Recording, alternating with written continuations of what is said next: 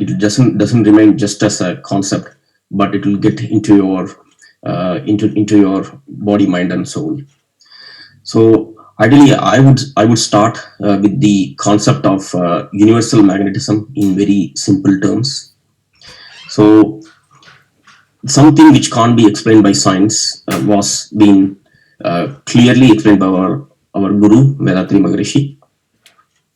So ideally, the God or the eternal space, it will get into it break itself into small, uncountable, infinite, very tiny particles, which is called Vedans. Because if you think about any energy, which should break itself into very small particles, because this small particles itself, this breaking into small uncountable particles, self-circulating particles itself, is being coined with a name as Vedans, following our Vedatri Maharishi's names, Vedans. Those speedy circulating Vedans, nothing but the manifestation of God on its own, which we call in Tamil Suttavali, but which is an eternal force that gets itself into a self-circulating small, tiny particles. So when the intensity of those particles, get Vedans becomes high, then it turns into a shadow particle, which is also called as yogans, which gets dissolved back into an eternal space. While this dissolving process, the shadow waves particles dissolving into the eternal space. That's how a universal magnetism is formed. So this universal magnetism is everywhere in our in everywhere in this whole universe, in the individual bodies as well. So the human life is a combination of physical body, astral body, and casual body. That's how we can define the human body. This whole human ecosystem. The physical body is a body which you can actually see through your senses. So it's perceptible to your senses. When you say physical body, everybody know what we are, and whenever we name a person or when we identify ourselves, is only through the physical body. So on top of physical body, there are a couple of other inner body which can only be felt through our perspicacity, but not through our fine senses. So we have another the body called the astral body, which is nothing but that can be compared to the Vedans, which I have explained a minute ago. So this astral body is nothing but the self-circulating and like the infinitesimal particles, which is the Vedans. So this circulates through the body. This infinitesimal particles circulate throughout the body, and this is the life force. And without this infinite simal energy particle, nothing is possible in this world. So this gets circulated all over the body. This is like in between the cells and also inside the cells.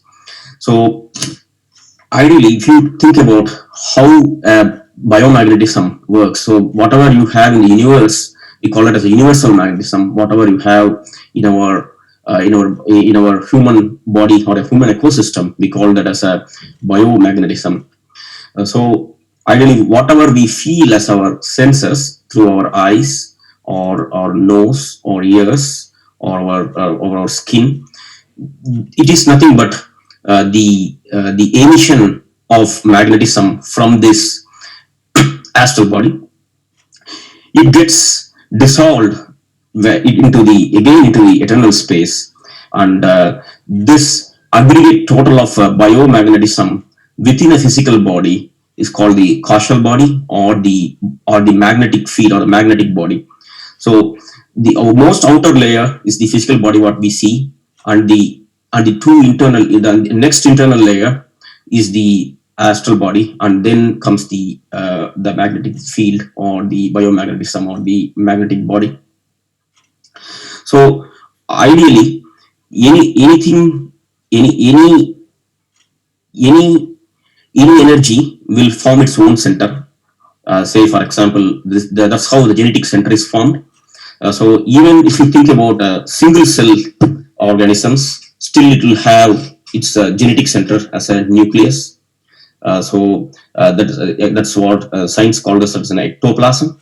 So in the same way, even if it's in a biomagnetic field within our human body, it will form its own center. That's what we call as a genetic center, and also this is called the Muladhara, or the Muladhara. That's where we do our Shanti meditation. So within this genetic center, the magnetic field will be very highly intensive. So it will be more thickened, and that's where we store all our experiences which we experienced as a one cell organism, and then how we evolved as a birds and animals, and now until as a man or a human, everything will be stored in this genetic center. So that's where it comes a bit a difference between how science understands brain and genetic center. So science may not accept the genetic center because they say like everything is stored in brain. That's not true.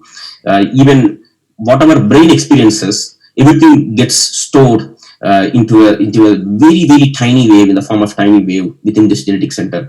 So the quality of genetic center is to, whatever bigger the experience is, everything gets into a small tiny wave, and it gets stored in the genetic center. It's like, because the intensity of magnetism will be very high in genetic center, so all experiences, good or bad, everything will be stored in genetic center, and this genetic center will get transformed from one birth to another birth via parents. And also this genetic center can also be called as soul. This is also a god. So and this genetic center, because it's highly intensified, it easily connects with the eternal space, which is god. And also, if you think about that in this way, like a portion of god is genetic center. Like you can't separate genetic center away from the eternal space, or eternal space away from genetic center. That's why Swamiji says in his poem, "Unnil dan unnil avan avanil ni avan yar ni yar privedu." So you are in him, he is in you. You can't separate you and him. That's how I'm trying to explain in English. So that's how genetic center is beautifully designed by our Father, the supreme ultimatum. So the purpose of this location of genetic center, as I mentioned, it's in the vortex region. So when you do dissect a physical body perpendicularly and vertically, the meeting point is the vortex region.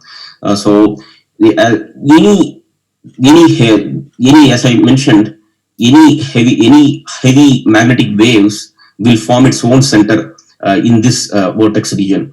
That's how any thought process, any experiences experienced by the sense organs, everything will be formed into brain waves, and then brain waves get stores his or her experiences in this genetic center, and then it gets transformed from one birth to another birth by a father. And also there is a concept called soul attachment as well.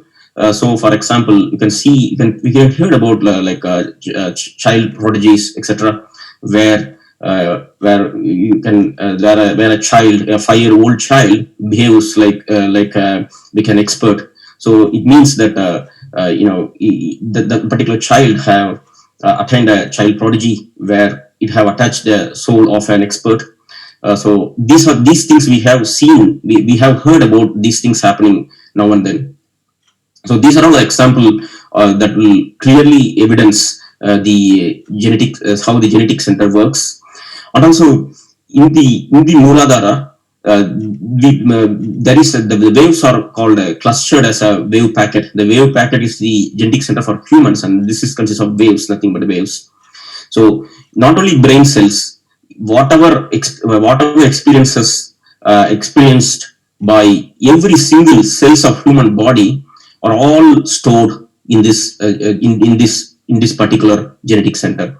So we have to be very responsible of not impacting the equilibrium of this process.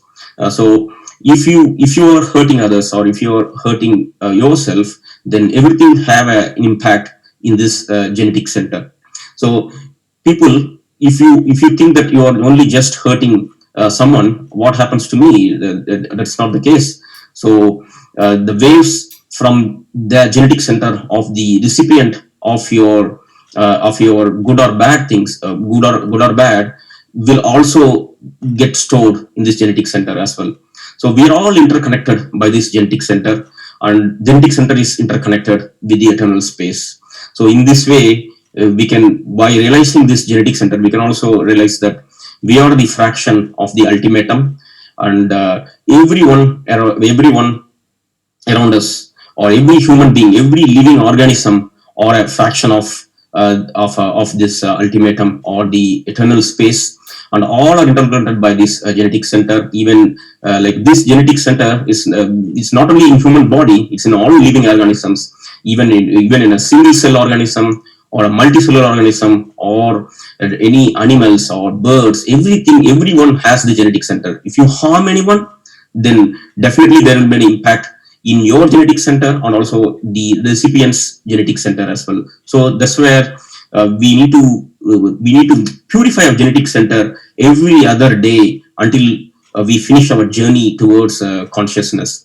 And also this genetic center, according to the like mental frequency, this genetic center give from the brain. This everything is stored in the genetic center. Every single experience is stored in genetic center. From your age of 1 till now, everything will be stored in genetic center. For example, if you are thinking about an apple, then what happens was, the memories about an apple stored in genetic center will be expanded by the nature, by God nature, and then it gets expanded and showed as emerge as your memory in your brain cells. That's why you experience an apple. So this is one example. So every single experiences what you experience, it's because of this process. So the tiny wave within a genetic center get expanded in your brain cells, and that's how you experience. So so genetic center can also be called as an archive of all aspects of personality. Not only personality, it's all aspects about the human, or his ancestors, and everything will be stored in this genetic center. And as I mentioned, how we are interconnected with the eternal space, God and genetic center are more or less the same. So our duty is to understand this the imprint formation in genetic center by a wave theory, which Swamiji says clash, reflection, refraction, and interaction, penetration. That's how wave gets stored and wave gets shown up in the brain cells, and then that's how we perceive all our thought processes, the genetic center. So we need to cleanse this genetic center from every other day until we leave in this world, and through our introspection and auto suggestion and all other methods which are prescribed or demonstrated by Sky Yoga Center. So it's a very good opportunity for all of us, as Vedatri Maharishi have simplified everything. That's why we call this a simplified Kundalini Yoga. And simplified, everything is simplified, and nothing is complicated here. So it's easy for human perception, and once we practice it regularly, then definitely we will keep our genetic center clean, and we will give a proper genetic center to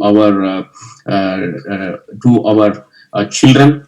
And also whoever is in contact with us, if you have a pure genetic center, then it means that your purity will be transformed to one another. That's why like a Sky practitioner, the very presence of yourself in the society will purify everyone around you. And also in a way, if everyone gets purified, then the family gets every other families gets purified, and also the society gets purified. The whole world will attain peace for sure. Wow.